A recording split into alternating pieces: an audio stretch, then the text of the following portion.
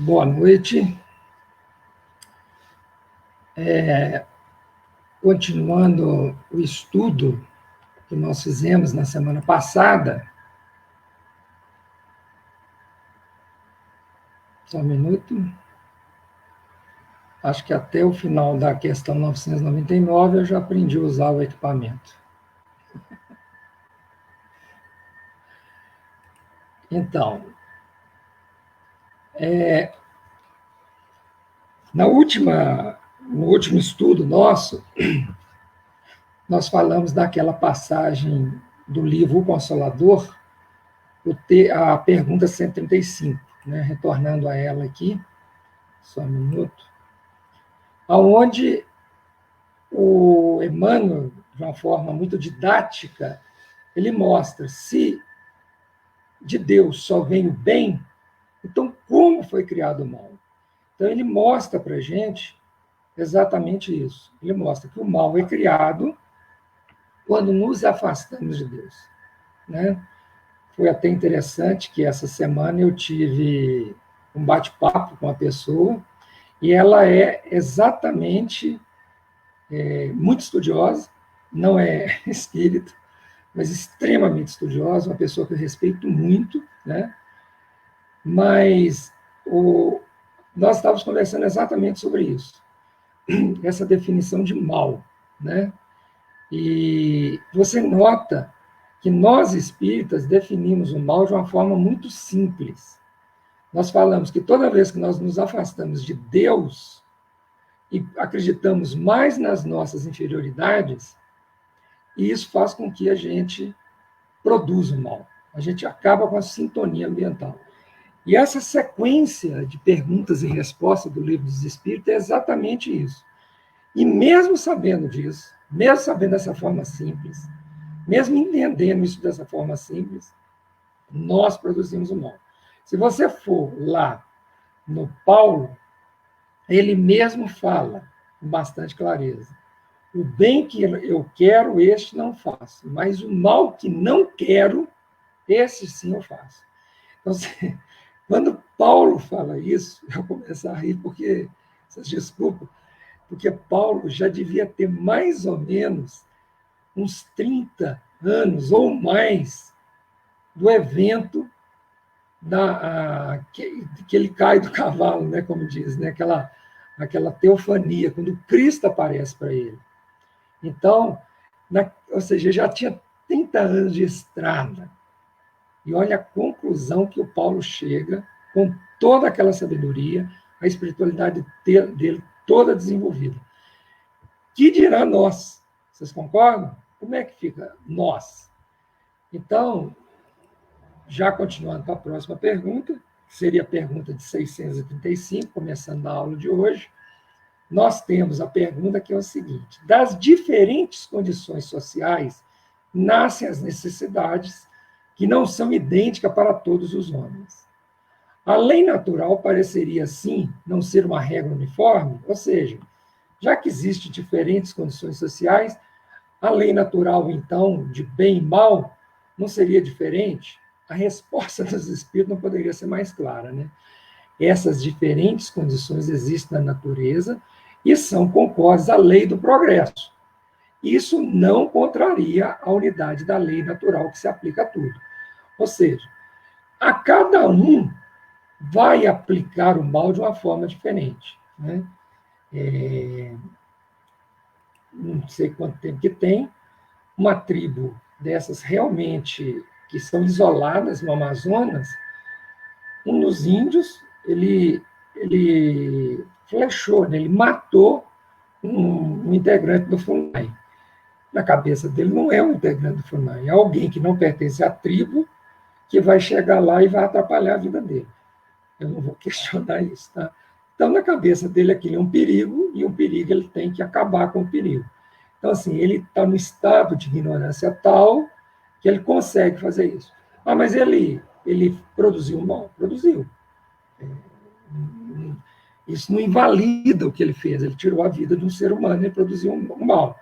Mas ele consegue entender isso? Não, ele não consegue. Então, quando esse índio desencarna, o tratamento dado a ele será diferente daquele bandido que foi criado dentro da sociedade, aquela coisa toda, e que ele já tem o mal dentro dele, e ele faz esse mesmo ato, mas consciente. Né? Eu estou fazendo isso porque existe uma... Se eu não matar, eu que vou morrer. E aí começa aquela coisa. Então, quem assistiu o filme Até o Último Homem, e que foi real, né? Aquele é um filme contando uma história real, o soldado, ele avisa, ele quer continuar no exército, mas ele quer ter o direito de não ir para a frente da guerra com armas. Por quê? Porque ele queria servir a Deus em plena guerra. E quem assiste o filme morre de rir, porque ele consegue salvar a vida de muitos colegas deles. E chega uma hora do filme que descobre que ele começou a salvar a vida até do inimigo. Né? Então, ou seja, ele não foi fruto do ambiente. Então, assim, nós não podemos dar isso como desculpa. Tá certo? Que fique claro isso para todos nós. Na 636, ele fala: o bem e o mal são absolutos para todos os homens.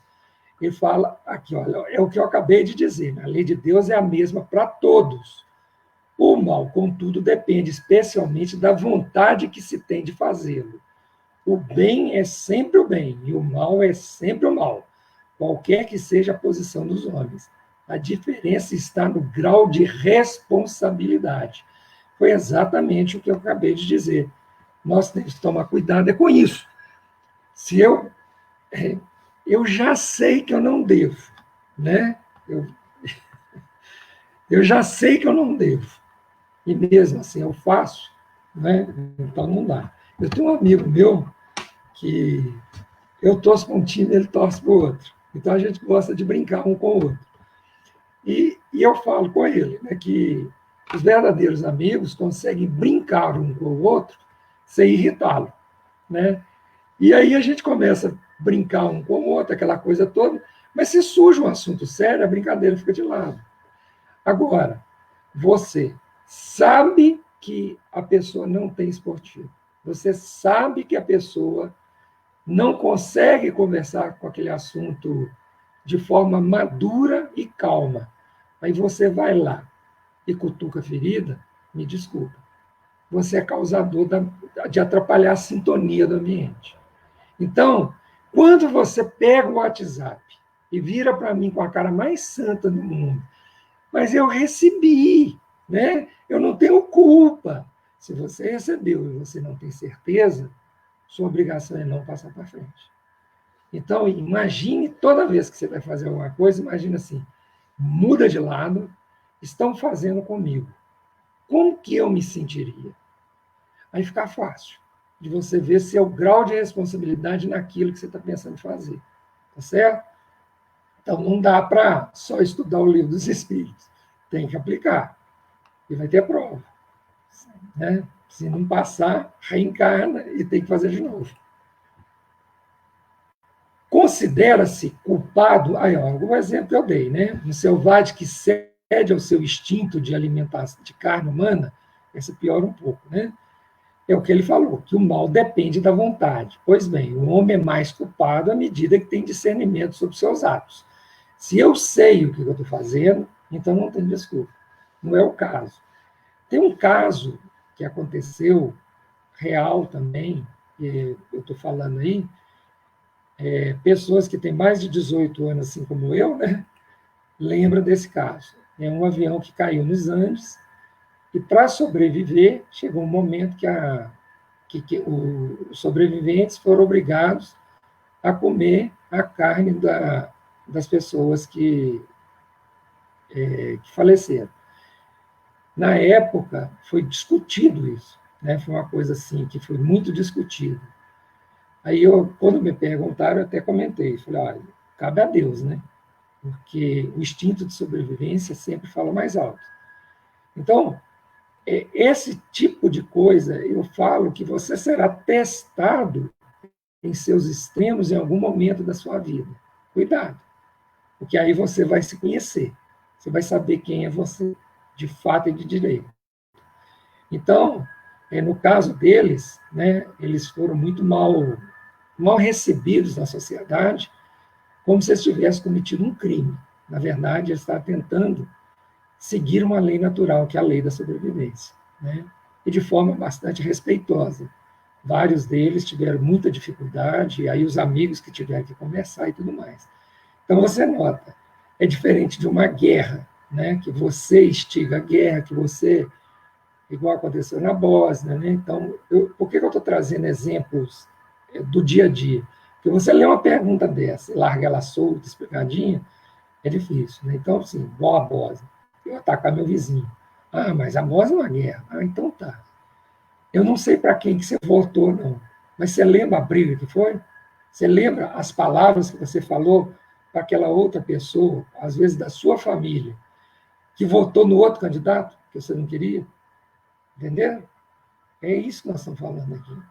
Da gente se respeitar, da gente ser amável com os outros, ter responsabilidade a respeito das coisas que nós fizemos, né? Então, prestar atenção nisso. Livro dos Espíritos foi feito para ser aplicado, né? Vou repetir.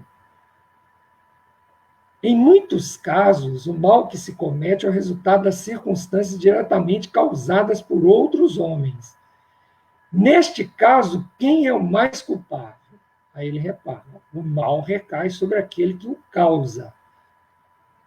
Aquele que o causa. Assim, um homem que é conduzido ao mal pela posição que lhe é imposta por terceiros é menos culpável do que aqueles que o causaram, pois cada um sofrerá não somente na proporção do mal que tenha feito, mas também do que houver provocado.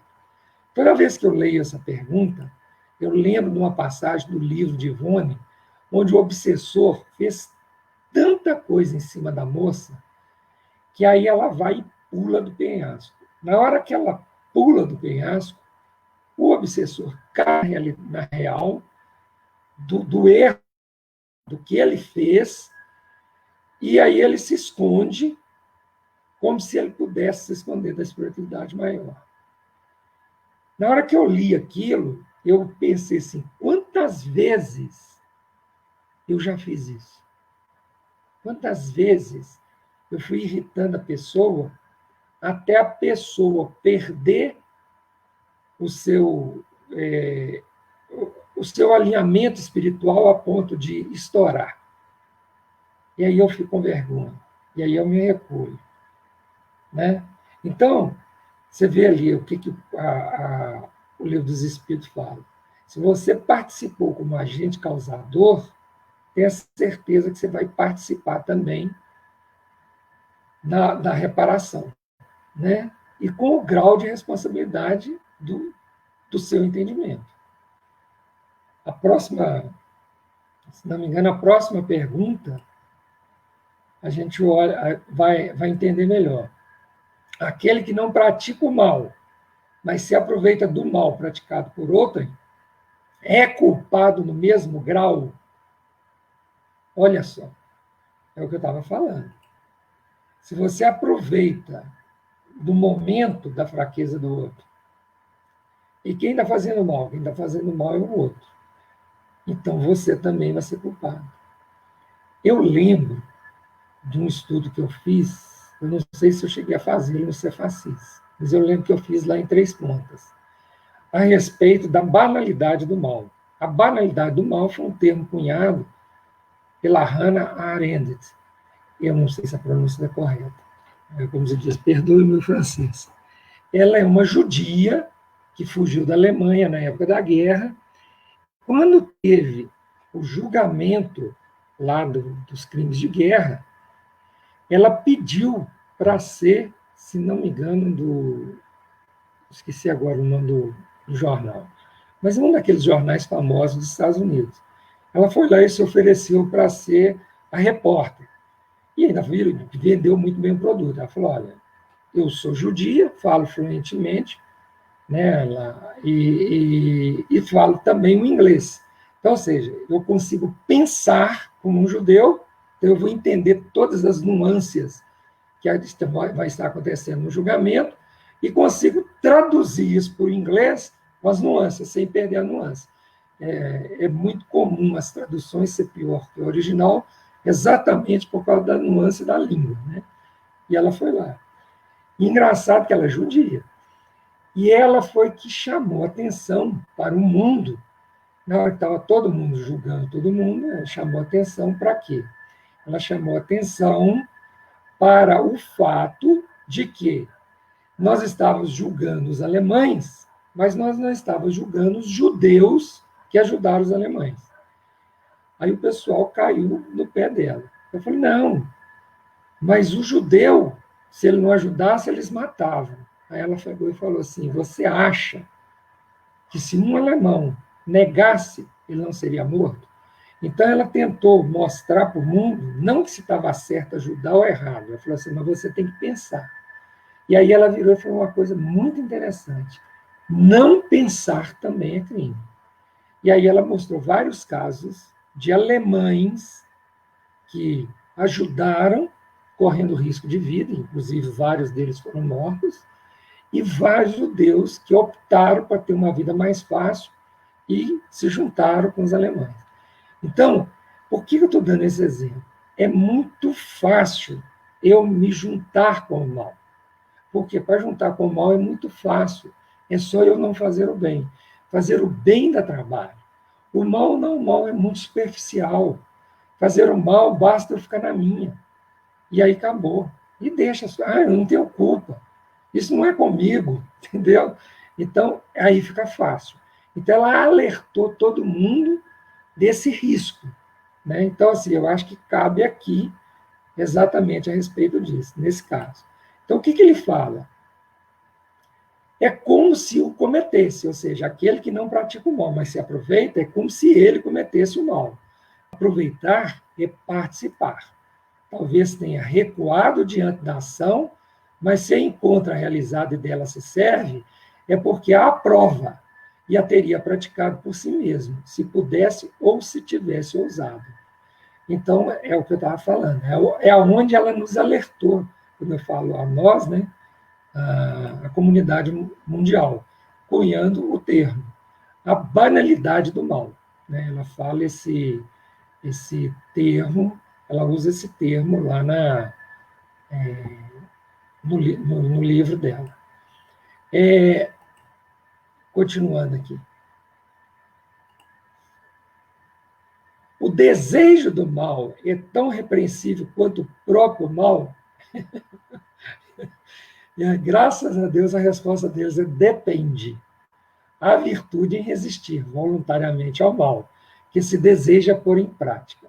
Se foi apenas a falta de ocasião para praticá-lo, o homem é culpado. Então, essa frase aqui, nos dias de hoje, a gente tem que prestar muita atenção nela. Porque, na época que tinha o centro aberto, a gente falava assim, espírita de centro espírito, né? Enquanto está no centro espírita, o comportamento dele é um. Na hora que ele sai de lá e vai para a sociedade, o comportamento dele é outro. Então, assim, não dá. Né? Se você. Nós hoje estamos num nível que nós temos que repreender o mal em nós. Como que eu faço isso? O ser humano trabalha muito mal com a negação. Ele trabalha melhor com o reforço positivo, reforçando em mim ações positivas. Né? Então, eu tenho oportunidade de fazer o bem, então, assim, faço o bem. Não perca a oportunidade de fazer o bem. Aí, com isso, você está indo, como se diz, indo contra, né? Você está evitando o mal. Você ainda não consegue evitar o mal na sua plenitude. Você não é irmã Dulce, você não é um Divaldo, você não é um Chico, você não é Madre Teresa de Calcutá, né? Você ainda não consegue evitar o mal. E, diga-se de passagem, no auge quando a Igreja Católica começou a bater no Chico, tadinho, pensa um caboclo que apanhou, né? Tem um texto, eu até mostrei para um colega meu, nunca mais achei, é um texto que você sente um certo desabafo do Chico. Né? O Chico, até para ficar com raiva, ele era uma pluma. Né? Você sente no texto um desabafo. No texto seguinte, era o Emmanuel puxando a orelha do Chico por causa do texto anterior. Então, é muito interessante isso. Você vê até pessoas evoluídas espiritualmente, ela tem um momento, se ela baixa a guarda espiritual dela, ele vai passar dificuldade. Né? Eu hoje, eu vi que eu ia passar um momento ruim, o que eu fiz? Eu acalmo e começo a fazer uma oração. Por quê? Porque eu me conheço, eu não estou pronto, entendeu? Então, ao fazer a oração, eu tenho tempo de me sintonizar com a espiritualidade maior que está do meu lado, e eles acabam nos orientando a tomar decisões melhores. A terapia do copo d'água, que eles aplicavam lá em nosso lar, é um exemplo disso. Né? Olha, você está reclamando demais, enche a boca d'água, não engula a água e fica com ela ali paradinha. Enquanto você está com a boca ocupada com a água, você tem tempo de acalmar seu espírito. Né? Então, assim, parece brincadeira, mas funciona. Né? No dia a dia da gente, uma oração, independente de onde que a gente esteja, independente de como esteja o ambiente, é remédio eficaz para esse tipo de coisa. Né? Continuando. Basta não fazer o mal para ser agradável a Deus e assegurar uma situação futura. É a famosa frase, né? Se eu for bonzinho, Deus vai deixar eu tranquilinho? Não, não é assim. A resposta está aí, né, para quem quiser ler. Não. É necessário fazer o bem no limite das próprias forças, porque cada um responderá por todo o mal que tem ocorrido, pelo bem que deixou de fazer. Olha, é uma coisa muito séria. Eu vou pedir licença para beber a água aqui. Só um minuto. É uma coisa muito séria mesmo. Por quê? Porque você não é responsabilizado só pelo mal que você faz. Mal pensado, né? Quer dizer, o termo pensado fica muito, né? Porque, na verdade, eu já falei, a gente faz maldade por ignorância. Se a gente soubesse as consequências, a gente não faria. Então, o que eu digo? Você vai ser a responsabilidade também para o mal que ocasionou devido a você não ter feito o bem. Então, se eu tenho oportunidade de fazer o bem, faça. Faça o bem. Preste atenção nos detalhes e faça o bem. Mas, Oswaldo, se ao fazer o bem eu produzir um mal? Isso é inevitável. Por quê? Por causa do nível espiritual que o planeta Terra está. Então, vai ter hora que você não vai conseguir discernir se aquela ação sua vai produzir um resultado bom ou um resultado ruim. Mas o seu coração, o que ele manda? Ah, manda fazer assim. Faça. Tenha certeza que a espiritualidade vai estar te ajudando. Faça o bem. Faça o bem. Mas eu estou tão nervoso, eu estou não sei o quê. Não, então acalma primeiro, para você fazer o bem. Porque senão vai ser difícil você conseguir fazer um bem realmente bem. Né? Então, por que eu estou falando essa frase? Porque a gente esquece desse cuidado, a gente tomar esse cuidado. Porque se eu deixo de fazer o bem, eu estou me omitindo. E ao omitir, a consequência é a produção do mal, esse mal vai para a minha caixinha de surpresas para a próxima encarnação. Tá ok? Continuando. Há pessoas que, por sua posição, não têm a possibilidade de fazer o bem, ou seja, é mais ou menos aquele filme antigo, né? O Carrasco. O Carrasco. Se eu sou o Carrasco, né? Todo dia eu vou estar matando alguém, né? Então, não existe isso. Né? Tem um filme até muito bonito, né? A Filha do Carrasco, e a Filha do Carrasco era muito mal vista. Né? Então, assim, é interessante você prestar atenção nisso, que mesmo a pessoa que é obrigada a fazer alguma coisa que, pela nossa moralidade, a gente encara como mal, existe dentro dela um negócio chamado consciência, e ela vai querer fazer o bem. O pessoal até comenta, né? Até o pior dos bandidos, ele ama alguém, né? Então, assim, não é bem desse jeito. Então, ninguém está impedido de fazer o bem. Não existe isso, tá? Seria muita maldade da espiritualidade. Não há ninguém que não possa fazer o bem. Apenas o egoísta não encontra jamais a ocasião de fazê-lo. Basta estar em relação com outros homens para se fazer o bem. E cada dia da vida oferece a possibilidade àqueles que não esteja cego pelo egoísmo. Porque fazer o bem não é somente ser caridoso, mas ser útil na medida do possível, sempre que o auxílio se fizer necessário. Então, é o que a gente sempre fala, né? Não venha com desculpa, não venha com churumela. Se você pode ser útil, então você deve fazer o bem. Eu gosto muito da frase do André Luiz. Se você tem 15 dias de cristianismo na veia, meu filho, está na hora de você começar a trabalhar. A frase não é minha, a frase é do André Luiz. Mas o dia que eu li, eu fiquei numa vergonha, porque pensa bem, ele não falou assim, olha, se você tem 1 ano, 2 anos, 5 anos, não, ele falou 15 dias. 15 dias. Ele acha que com 15 dias você já entendeu o cristianismo, né? No sentido mais amplo, que é amor ao próximo, né? Não fazer o outro aquilo que não quer que seja feito com você. Então ele falou, olha, não tem desculpa. 15 dias de cristianismo, você já está apto a trabalhar. Ah, mas e o resto que eu tenho que aprender? Aprende trabalhando, aprende caminhando. É isso que ele quer dizer.